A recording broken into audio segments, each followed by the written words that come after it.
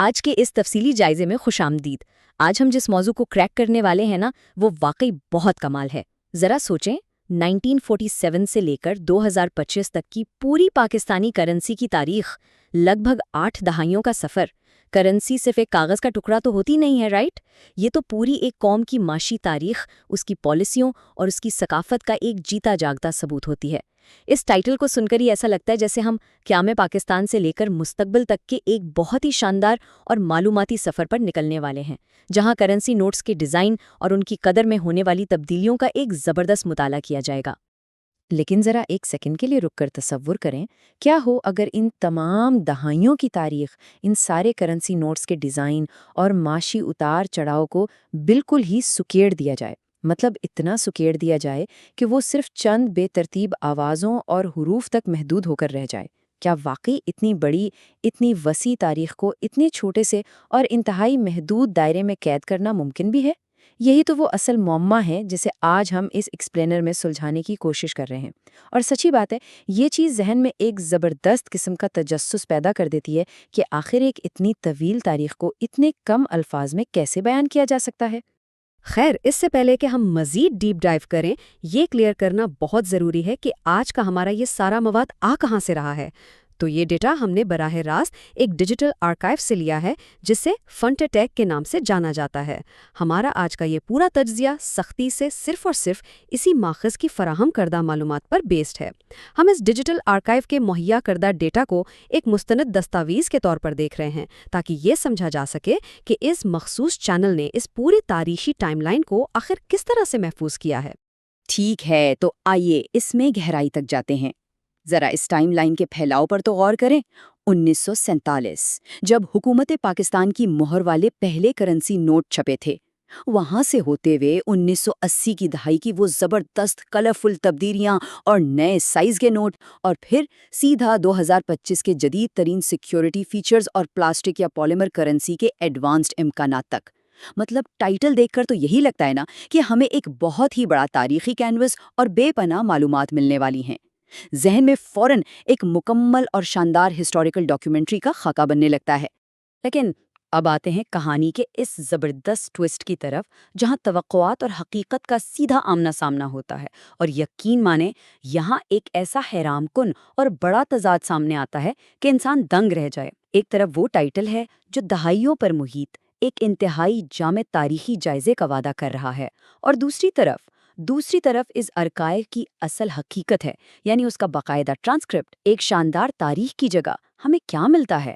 محض ایک ٹوٹا پھوٹا، بکھرا ہوا، آٹو جنریٹڈ سا ٹیکسٹ، جس میں سچ پوچھیں تو روایتی معنوں میں کوئی تاریخی معلومات موجود ہی نہیں ہے۔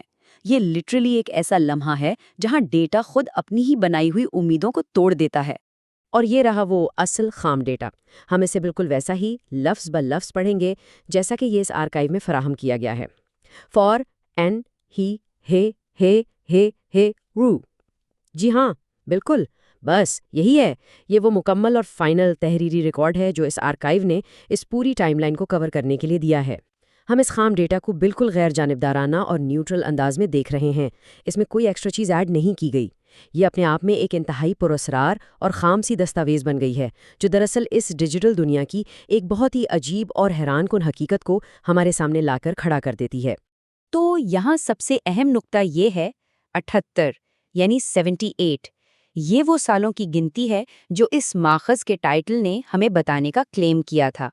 78 سال کی ایک انتہائی پیچیدہ اور بھرپور معاشی تاریخ، جس میں مہنگائی کے مختلف دور آئے، اسٹیٹ بینک کے کتنے ہی گورنرز بدلے، کرنسی کے ان گنت نئے اور ماڈرن ڈیزائن آئے، اور ہماری پوری قومی معیشت کے نشیب و فراز شامل ہیں۔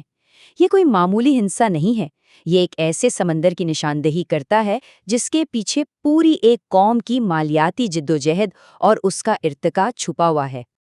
اور اب اس کے بالکل 100% برعکس ہمارے سامنے یہ ہنسا آتا ہے 8، مطلب لٹرلی صرف 8 بکھرے ہوئے الفاظ اور چند حروف۔ یہ اس پورے کے پورے تاریخی ریکارڈ کی کل کائنات ہے۔ ذرا اس بات کی گہرائی کو سمجھیں۔ 78 سال کا وہ اتنا عظیم الشان تاریخی وعدہ آخرکار سمٹ کر صرف 8 بظاہر بے ترتیب عجیب سی آوازوں اور حروف میں رہ گیا ہے۔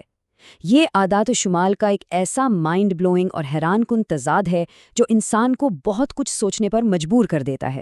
معلومات کا یہ انتہائی نچوڑ، یا شاید ہمیں اسے معلومات کی مکمل غیر موجودگی کہنا چاہیے، یہ ہمیں صاف بتاتا ہے کہ اس ماڈرن ڈیجیٹل دنیا میں کسی چیز کے لیبل اور اس کے اندر موجود اصل مواد کے درمیان کتنا بڑا اور کتنا ناقابل یقین فاصلہ ہو سکتا ہے۔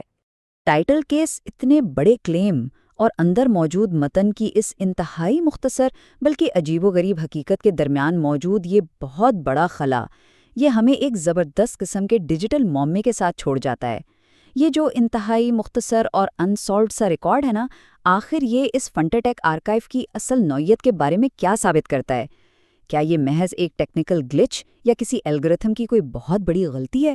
یا پھر کیا یہ ہمارے آج کے اس جدید ڈیجیٹل دور میں تاریخ کو محفوظ کرنے کے اس پورے پروسیس پر ایک بہت ہی گہرا اور طنزیہ تبصرہ ہے؟ یہ سب اس بات کی ایک شاندار اور لمحہ فکریہ یاد دہانی ہے کہ آج کے سپر فاسٹ انفارمیشن کے دور میں بھی ہمارے ڈیجیٹل تاریخی ریکارڈز کس قدر عجیب، مکمل طور پر غیر متوقع اور بعض اوقات تو اندر سے بالکل ہی خالی ہو سکتے ہیں۔ یہ ایک ایسا بصیرت افروز اور چونکا دینے والا سوال ہے جو یقیناً ہم سب کے ذہنوں میں بہت دیر تک گونجتا رہے گا۔